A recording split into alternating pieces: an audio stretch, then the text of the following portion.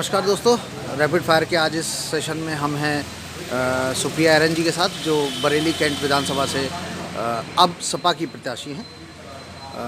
आज हम जानेंगे उनकी इस चुनाव को लेकर क्या राय है, वो क्या कहना चाहती हैं या उनका क्या नज़रिया है। चूँकि वो पहले कांग्रेस में थी, अब वो सपा के साथ हैं, समाजवादी पार्टी के साथ है। तो हम जानेंगे ऐसा क्यों हुआ और उनकी क्या राय है। नमस्कार मैम, आपका बहुत बहुत स्वागत है रैपिड फायर में। मैम, आज रैपिड फायर में हम आपसे 5 क्वेश्चन पूछेंगे, इनका आपको हमें जवाब देना होगा। सबसे पहला क्वेश्चन तो मैम आपसे मैं सिर्फ यही जानना चाहूँगा कि एक बहुत लंबे अरसे से आप इसमें कांग्रेस के साथ आप रही, आपने मेयर का पद भी इसमें लिया इसमें, तो ऐसा क्या रीज़न रहा कि इतने साल कांग्रेस में मेहनत करने के बाद आपने कांग्रेस छोड़ के सपा का दामन थामा? आशीष जी, आई थिंक ये सेल्फ एक्सप्लेनेटरी है। कोई इतने साल एक पार्टी में रहकर क्यों छोड़ेगा? कोई तो वजह ये होगी कि वहाँ या तो नाखुश हैं, इम्पोर्टेंस नहीं है, या जो हम पब्लिक के लिए करना चाहते हैं, क्योंकि वहाँ पर जीतने का कोई स्कोप नहीं होता, तो पब्लिक के लिए हम कुछ करने में नाकाम रहते हैं। हर बार हम लड़ते हैं, नाकाम होते हैं। तो ऐसा लगा कि अब की बार जो एक ये टर्निंग पॉइंट है इंडिया की पॉलिटिक्स में, उत्तर प्रदेश की पॉलिटिक्स में, आज बीजेपी भी 5 साल अपना कार्यकाल निकाल चुकी, पब्लिक में कोई खास बात, कोई अलग बात उनमें नज़र नहीं आई। कांग्रेस की अभी वो स्थिति हमें नहीं दिखाई दे रही थी कि ये कोई पावर में आ। ये आपने जो सवाल किया कि मैं इतने सालों की से कांग्रेस में थी और अब मैं सपा में क्यों आई हूँ, तो ये अपने आप में एक सेल्फ एक्सप्लेनेटरी सवाल है। अपने आप ही इसका आंसर ये है कि कोई इतने लंबे टाइम से जिस पार्टी में रहा हो वो क्यों छोड़ेगा। उसकी वजह या तो ये कि पार्टी में उसको तवज्जो नहीं मिल रही, या ये कि उसको जो पब्लिक के लिए, हम पॉलिटिक्स में क्यों आते हैं, unless you are in power, जब तक आप पब्लिक के लिए कुछ करने की स्थिति में नहीं है, खाली इलेक्शन लड़ने के लिए तो नहीं हम लोग पॉलिटिक्स में आते। मेरा जहाँ तक मानना है, मैं ये मानती हूँ कि कुछ बनकर कुछ करने की इच्छा रखती हूँ। कई साल हो गए, मेयर भी जब मैं बनी थी, एक तो रिजर्व सीट थी महिलाओं के लिए, ऊपर से वो इलेक्शन मेरा अपना इलेक्शन था, मतलब वो मेरे नाम का इलेक्शन था। मे भी अंधों में काना राजा कहिए या कोई कहिए, सभी पार्टीज़ की ज़मानत जब्त हुई थी। और मैं ये अब ऐसा मान रही हूँ कि शायद मैं तब इंडिपेंडेंट भी खड़ी होती तो यही स्थिति मेरी होती। बाद में प्रवीण जी एमपी बने, मैं मानती हूँ कांग्रेस से बने, लेकिन उसके बाद से लगातार जो हमारे देश की राजनीति ने मोड़ लिया है कि बस हिंदू मुस्लिम के नाम पे इलेक्शन होते हैं, पोलराइजेशन से इलेक्शन होते हैं। हमें लगा आज की तारीख में अगर हम भी खड़े हो जाते हैं, सपा का भी एक कैंडिडेट खड़ा होता है, तो जो पोलराइजेशन होगा उससे फ़ायदा फिर से भाजपा को होगा। और हमारा मकसद इस वक्त एक मजबूत सरकार उत्तर प्रदेश में हो, ये हम चाहते हैं। हम चाहते हैं कि अखिलेश जी बने तो पूरी बहुमत के साथ बने, और प्रियंका जी का तो कहीं तक कांग्रेस का तो कोई असर नज़र नहीं आ रहे थे, एटलीस्ट इस इलेक्शन में तो नहीं नज़र आ रहे थे। हमने कहा हमारे होने से अगर एक डिस्टेबलाइजेशन होता है बरेली की पॉलिटिक्स में, फिर वही होगा हर बार जैसे बीजेपी फ़ायदा उठाती है। हम ये नहीं चाहते थे। तो वो एक स्ट्रॉन्ग गवर्नमेंट देने के लिए पहले यूपी में, और उसके बाद फिर एक भाजपा मुक्त देश हम चाहते हैं। उस राष्ट्र हित में, उस मकसद से हम ये कदम उठाया है। जी। अच्छा मैम, आपने जैसे अब सपा आपने ज्वाइन की है जी। तो ऐसे कौन से 5 मुद्दे हैं जो आप सपा सरकार के साथ अपने इस चुनाव में लेके चल रही हैं? जी, मेनली जो मुद्दे हैं इस पूरे उत्तर प्रदेश में वही हैं, बेरोज़गारी, महंगाई से मुझे लगता है कि हर क्या, गरीब आदमी तो छोड़ दीजिए, हमारे जैसे मिडिल क्लास लोग भी पीड़ित हैं। गुंडागर्दी की बात करते हैं, मैं तो समझती हूँ जितने गुंडा राज आप करिए कि वो है। पहला मुद्दा जैसा मैंने कहा था बेरोज़गारी का रहेगा कि कैसे रोज़गार के अवसर बढ़ें युवाओं के लिए। दूसरा रहेगा कैसे महंगाई को कम किया जाए। दूसरा रहेगा लॉ एंड ऑर्डर।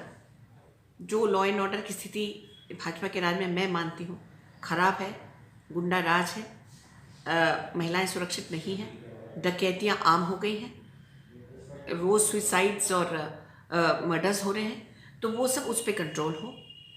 दूसरा स्वास्थ्य संबंधी सेवाएं जो हैं वो इम्प्रूव होने की बहुत ज़रूरत है। कुछ एडवांस रिसर्च इंस्टीट्यूट्स की ज़रूरत है हमारे शहरों को।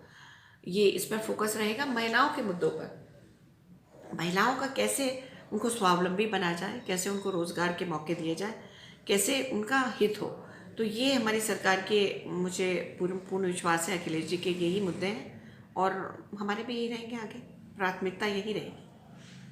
तो मैम जैसे कैंट विधानसभा क्षेत्र से आप खड़ी हैं, इससे पहले अभी थोड़े दिन पहले तक आपकी जो कैंपेनिंग थी, आपका जो जनसंपर्क था, जो भी चीज़ें थी वो आप कांग्रेस के लिए कर रहे थे।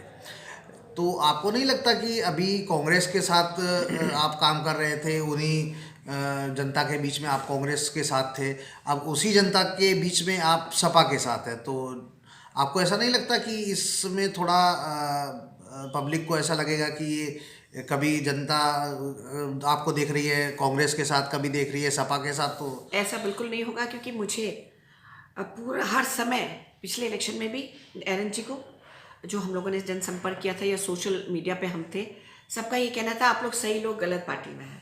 ये ओपिनियन पूरे बरेली शहर की थी। आप अगर पार्टी सही में आ जाएंगे तो हमें पूरी उम्मीद है कि आप जीतेंगे और कुछ कर सकेंगे, जो आप लोगों में क्षमता है।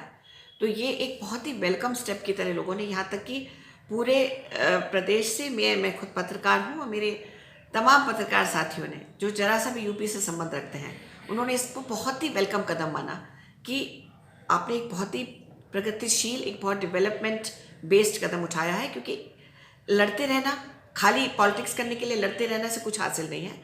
हम लोग उम्र के भी उस मकाम पर हैं और करियर के उस मोड़ पर हैं। ये अब हमें चाहिए कि देखिए, विदाउट पावर नथिंग, कुछ नहीं हो सकता अनलेस कि हम, winnability is a very important thing, बहुत ज़रूरी है। तो ये सब सोचते हुए मुझे तो लगता है पब्लिक ने बहुत वेलकम किया हमारे इस कदम को, और सब चेहरा हमारा जाना पहचाना है और वो अब बेटर विनेबिलिटी लेकर हम आगे आ रहे हैं, तो उसको वो लोगों ने बहुत वेलकम किया है। सुप्रिया जी, आपके विधानसभा क्षेत्र की जो वोटर्स हैं उनको एक लाइन में आप क्या संदेश देना चाहेंगे? मैं वोटर्स को यही कहना चाहूँगी कि अब बदलाव के लिए वोट करें। बदलाव प्रकृति में भी होता है और वो अच्छे के लिए होता है।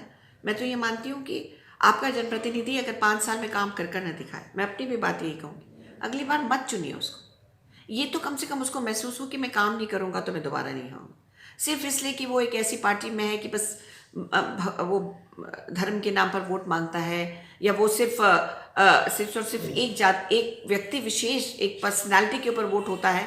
ऐसा नहीं होना चाहिए। कैंडिडेट बेस्ड वोट होना चाहिए। आदमी की क्षमता देखिए, परखे आदमी की, जिसकी अच्छी छवि हो, जो पढ़ा लिखा हो, और उसको वोट दीजिए, और अगली बार ना काम करे तो मत दीजिए। तो इसलिए यही मैं संदेश देना चाहूँगी कि बहुत बदलाव के लिए वोट करें, सोच समझ कर, एक ईमानदार, अच्छे, जाने पहचाने प्रत्याशी के लिए वोट करें, उसको मौका दें काम करने का। अगर आप उन नॉन इश्यूज़ पे वोट करेंगे जो कि आगे आने वाली ज़िंदगी में हमारे लिए बिल्कुल महत्वपूर्ण नहीं है, तो फिर ऐसे ही हम लोग, जो आज की स्थिति है हमारी, वही रहने वाली है।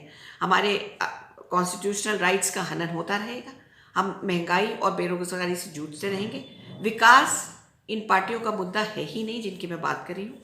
तो विकास का मुद्दा अगर आपका है, अगर आप बेरोजगार से जूझना से निजात पाना चाहते हैं, अगर आप महंगाई से निजात पाना चाहते हैं, कि अगर आप प्रगतिशील और एक बेटर उत्तर प्रदेश की इच्छा रखते हैं, तो फिर अपने कैंडिडेट को ढंग से चुनिए। मेरा यही संदेश है। चलिए मैम, आप हमारे साथ रैपिड फायर में आई, आपका बहुत बहुत धन्यवाद, और आपके चुनावों के लिए आपको बहुत बहुत शुभकामनाएं। Thank you. धन्यवाद।